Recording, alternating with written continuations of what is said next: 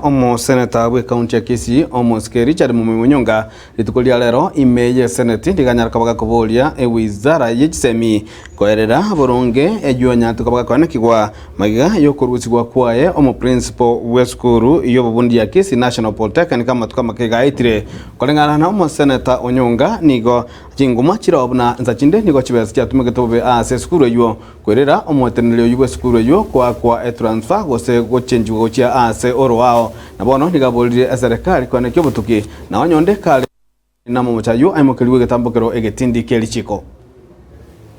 Second question, Mr. Speaker, I rise pursuant to Standing Order 53-1 to seek a statement from the Standing Committee on Education regarding the transfer of the principal of Kisii National Polytechnic amid allegations of excess and a lot of financial mismanagement.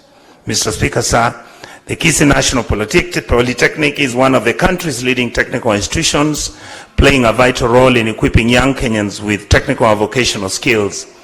The institution has about 18,000 students.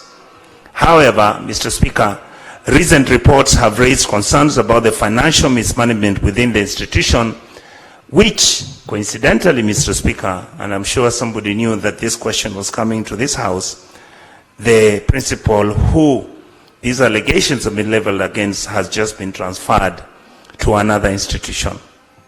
Mr. Speaker, the Auditor General's reports and other investigative findings from these institutions have highlighted significant financial discrepancies, including misappropriation of student fees, unauthorized expenditures, delays in infrastructure project completions, and as a result, much need to be explained.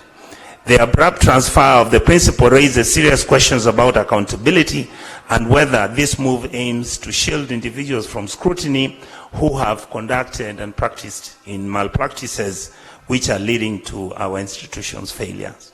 Mr. Speaker, in my statement, the committee should therefore establish the reasons for the principal's transfer and whether it was linked to the ongoing financial investigations within this institution.